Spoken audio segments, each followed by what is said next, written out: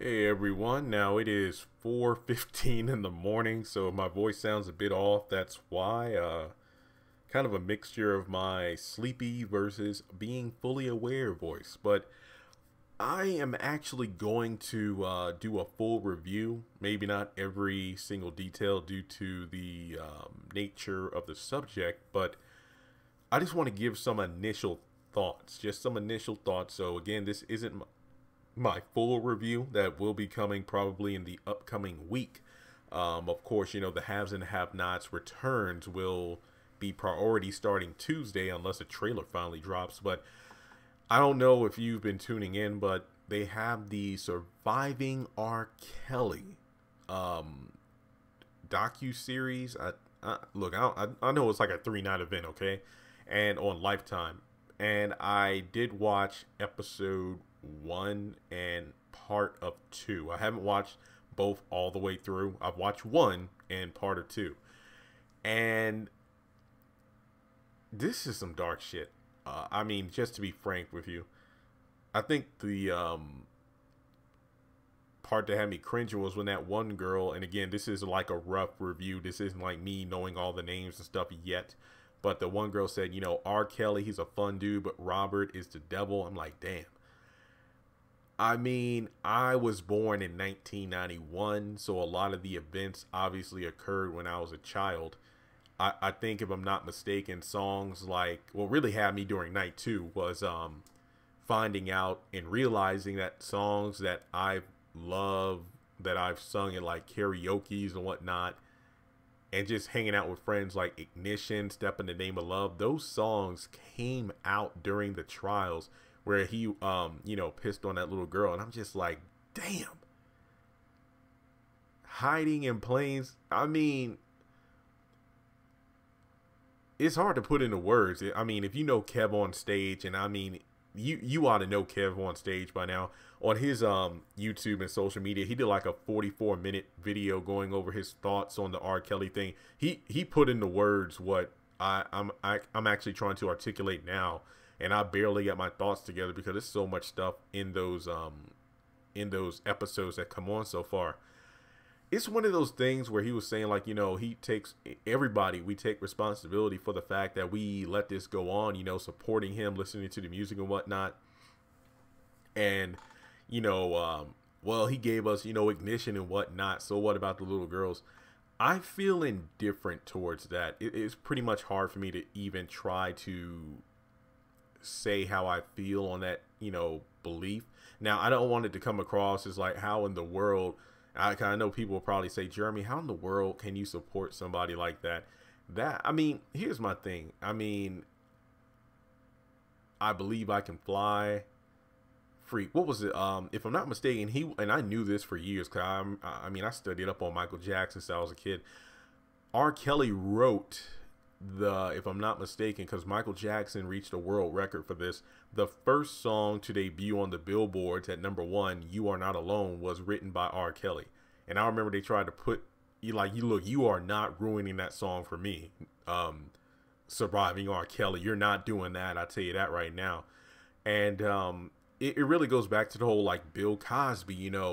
After the whole Bill Cosby allegations and whatnot, can you still watch the Cosby Show the same way? Number one, if I'm not mistaken, the Cosby Show doesn't even air on any network for a while, if I'm not mistaken. Hence, the whole Jeffrey Owens working at Trader Joe's, that being one reason, the residual. And let me just put it this way. I grew up watching the Cosby Show, A Different World. I've always had the mindset of being able to separate the man or the woman, let me just say the person, from their craft. The craft being music, books, television shows, movies, their contributions to society. Same thing with Michael Jackson. Personally, I don't believe he's ever done anything to little boys, and I've always been a fan. I'm still am a fan of the music and whatnot. R. Kelly, here's my thing, like, and this isn't me trying to shame anyone in terms of the general public. When it comes to supporting R. Kelly, looking at this I'm going to call it documentary. I think, is that okay? I'm just going to say documentary. I think that the real guilt and shame should go to the people within his camp. I'm talking to, and look, I don't mean allegedly those sex cults and whatnot. I'm talking about his camp in terms of the people in his business team, if you will, like production crews, his gophers, the people who go for this, go for that. In the interviews, you see so many people spilling tea. It's like, hey, I went to pick up these girls from, I went to this high school, I went to this mall to get these underage girls and whatnot. And I remember Kev his video, Kev on stage was talking about how, that's how it is with a lot of celebrities. Obviously not all of them doing underage stuff, but I mean, in regards to having people to keep the celebrity happy, because if the star isn't happy, then nobody's going to be happy, and those people who are iffy about doing stuff, they don't want to lose their job. But my question is the morals, and you can make your, well, it was the 90s when it was different time. I mean, wrong is wrong no matter what era or time you're looking at. So to actually, what kind of person would knowingly get these underage girls for a grown-ass man who they know will do stuff to them? I can't even put into words. Like, guys, I know it's like early morning and this is like a rough draft, so bear with me now. I just don't know. I mean, don't get me wrong.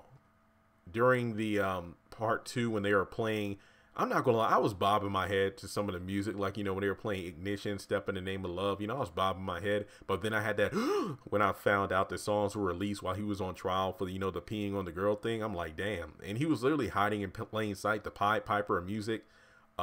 Age ain't nothing but a number.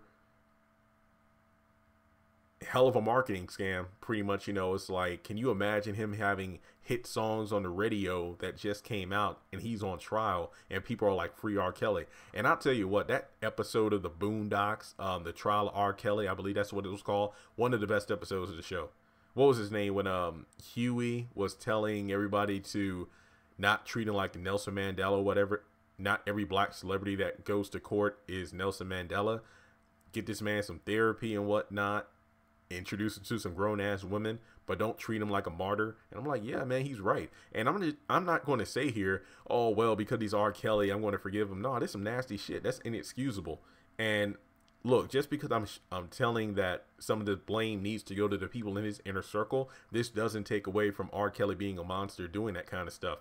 And I just feel like it's really weird to have those people to who actually did all these things for you come on camera and admit to it. I mean, how do they sleep at night? And also to the parents, because some of these people would introduce their daughters to R. Kelly to say, hey, our child wants to be a star, or whatever, our daughter wants to be a star. I don't know. And again, forgive the comparison, but I remember in Sunday school, I remember one time the Sunday school teacher asked, who was the person responsible for Jesus's death? And I remember, Judas, another person said Pilate, another person said Peter. And she's like, you're all right. And then there are more people who fell in line because everybody had a role to play in the eventual downfall. And we know that wasn't the end of Jesus' story. But in regards to different scenarios, I compare it to the whole question that was asked by my Sunday school teacher, or the analogy in English class called the trolley problem, where there are 2 sets of tracks on a train. One track has one person, the other track has 10 people lined up tied to the tracks. You have the dilemma of deciding which track you want to spare and which one you'll run over. And when it comes down to it with the R. Kelly situation, who's at fault for it? Obviously R. Kelly, but at the same time, when it goes back to the scenario, my Sunday school teacher asking about, who was responsible for the death of Jesus, or in this situation, who was responsible for what happened to all these girls, it's too many people to list. Everybody has a role to play. The parents who introduced the kids to R. Kelly, the people in his group that went to either pick up these kids or knew what was going on. And what really makes me mad is the fact that you wait and don't, it's hard to even not say, don't compare it to the whole Me Too movement, because the people were like, why would you wait 20, 30 years to say anything? It makes me mad because in this scenario, the people who knowingly got these underage girls for R. Kelly didn't say anything, didn't go to the police. There are a bunch of stars who were asked to interview but didn't. I think John Legend was the only one to do so. Wendy Williams was there because I don't know why. I honestly don't know why she was there, filling in space. I don't know. But in any case, I just feel that if you know something's going on, then you should definitely say something about it, because evil triumphs when good men do nothing. And I mean, I can't really judge because I wasn't there. You know, I've never met R. Kelly. I've never, you know, seen anything like that because, you know, I'm just an average person or whatever. But I mean, I'm talking about all those people who knew what was going on, who contributed to what was going on. How can you somehow get the nerve now to just expose him? Because we obviously all know now, or been known.